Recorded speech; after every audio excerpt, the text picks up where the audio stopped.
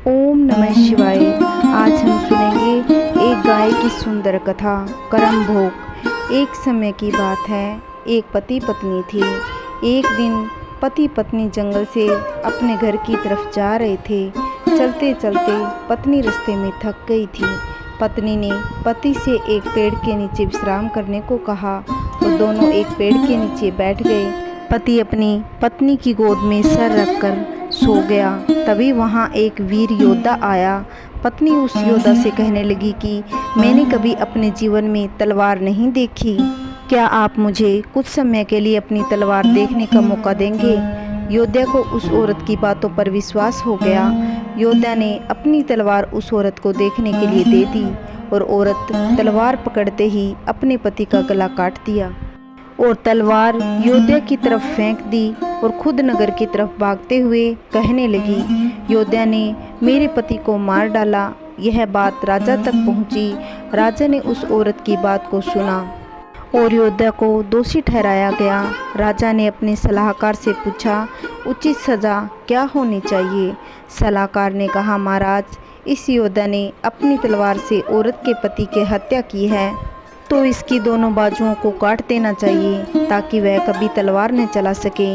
राजा ने ऐसा ही किया। योद्धा की दोनों बाजुओं को काटकर उसे छोड़ दिया। जब योद्धा की बाजू काट दी गई तो वह उस पीड़ा और अपमान को सहन नहीं कर पाया और पहाड़ी से कूदकर आत्महत्या करने की सोची। लेकिन तभी उसे एक साधु ने रोक लिया। उस योद्धा को बताया कि उसे उसकी स्थिति का मालूम है और उसे ध्यान लगाने को कहा। योद्धा साधुओं से पूछने लगा कि बाबा, मेरी गलती क्या है। मैंने उसके पति को नहीं मारा, फिर भी मुझे सज़ा क्यों मिली। बाबा उस योद्धा को उसके पूर्व जन्म की कहानी सुनाने लगे। पूर्व जन्म में यह औरत एक गाय थी। उसका पति कसाई था। तुम एक पहलवान थे। एक बार यह गाय कसाई से अपनी जान बचाकर भाग निकली। कसाई ने शोर मचाया कि गाय को पकड़ो, वह भाग गई है। कोई भी गाय को पकड़ने आगे नहीं आया। सब जानते थे कि यह गाय को पकड़कर मार देगा, पर तुमने अपनी शक्ति का प्रदर्शन किया। आगे आए और अपने बाजुओं से उस गाय के सींग पकड़कर उसे रोक दिया। उसे कसाई के हवाले किया और कसाई ने उसे मार दिया। वह गाय उसकी पत्नी के रूप में है और वह कसाई इस जन्म में उसका पति। वह उससे अपना बदला लेने आई थी और तुमने उस गाय को अपनी बाजू से पकड़ा था, इसलिए उसने तुम्हारी बाजू भी कटवा दी। यह तुम्हें पिछले जन्मों का कर्म का फल मिला है। बुरे कर्मों का फल अवश्य भोगना ही पड़ता है, इस जन्म में चाहे अगले जन्म में। मनुष्य जैसा कर्म करता है वैसा परिणाम मिलता है। किसी के साथ बुरा करने पर मनुष्य के साथ भविष्य में या अगले जन्म में बुरा जरूर मिलता है। हमें कभी भी यह नहीं सोचना चाहिए कि हम किसी का बुरा करने के बाद बच सकते हैं, क्योंकि भगवान आपके हर कर्मों का हिसाब रखता है।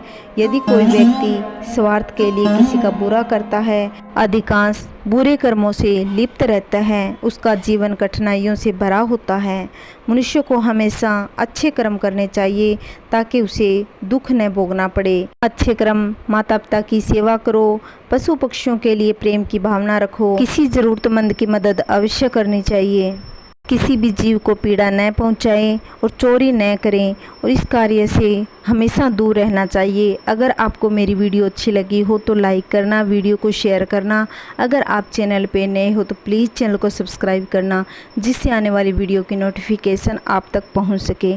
जय श्री कृष्णा, राधे राधे। ओम नमः शिवाय। श्री शिवाय नमस्तुभ्यम।